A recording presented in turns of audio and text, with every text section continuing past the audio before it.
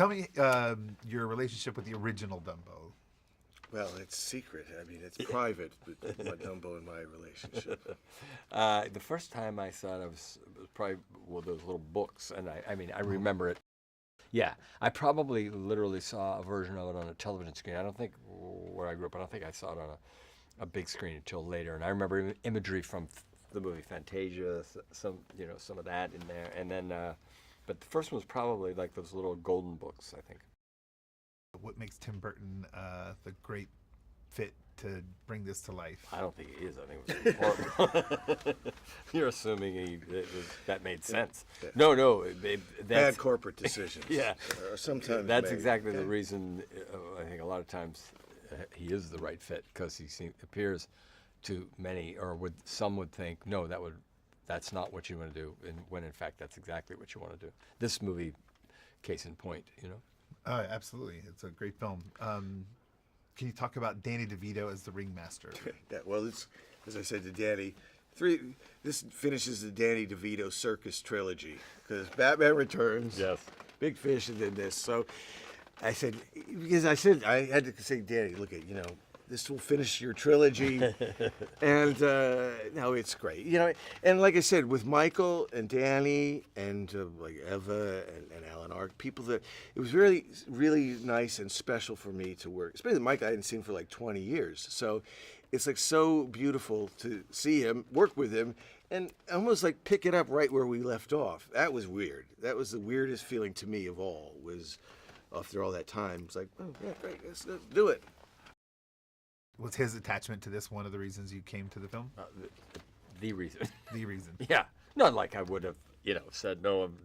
I'm not doing it, but I wasn't actually looking to go to work. To be honest with you, but yeah, I figured that no, this is always honestly, it's always a good time. There's a point below which, I mean, it's hard. Making movies is hard. So there are days that are grinding and everybody's tired and it's hard and it's hectic, but.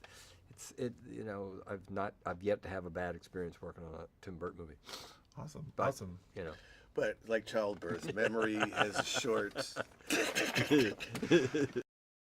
What makes Michael Keaton a good fit for the man behind Dreamland? Well, because like the times I worked with Michael, okay, one of the things I always loved about him was you didn't know. It's like, because I was new to like. Show business, right? And so here's this guy, and it's just like a live wire, improvisational. You don't know quite what's going to happen. Very exciting to work with that way, And that's why he was Batman. He's like, we go, oh, Bat. It's like, well, yeah, look at him, yeah, and Beetlejuice. So he's got a certain kind of freedom of just excitement of what's going to happen, and I really like that, and. He gets, like, from between Batman and Beetlejuice, he gets sort of the sociopathic kind of people and behavior. It's true. Dumbo illustrates the importance of inclusion, acceptance, differences, kindness. Yep. Do you guys want to talk on? Yeah, well, yeah, I agree with all that. Yeah. See, that's the thing. Disney movies always set a very simple fable in a kind of a nicely, package. And so for me, those themes were exactly right. That's what Dumbo symbolizes. A little creature doesn't quite fit in. Dealing with things, finding his place in the world, like all the human characters, trying to find who they are, find a family, acceptance, all different forms of family, whatever that is, and that was the beauty of it. And all those things you mentioned are in short supply these days. So there you go. Danny Elfman's score.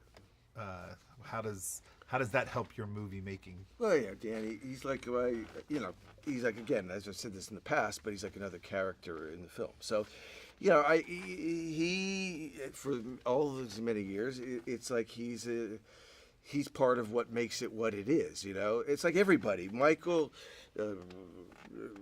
Danny Elfman, Colleen, Rick Heinrichs, everybody does their part to make it something beautiful and put their heart into it. Yeah, Danny's pretty. I mean, I'm sure that's true, but I'm not being humble here. Danny's like on a whole other level in terms of being like you go. Yeah, that's part of the fabric for sure, and Colleen as well. I'm sure, Yeah. and Yeah. But, Yeah. yeah. What do you want audiences to take away from seeing this film? All those qualities that I said are in short supply, if you ask me. Yeah, I mean, again, we try to present it in a different way. You know, it's just sort of a meditative, just like for me, what Disney movies used to do for me was, as a child, I go and learn about things and feel feelings that I didn't quite know. You know, and it's how you learn about life in a sort of abstract way.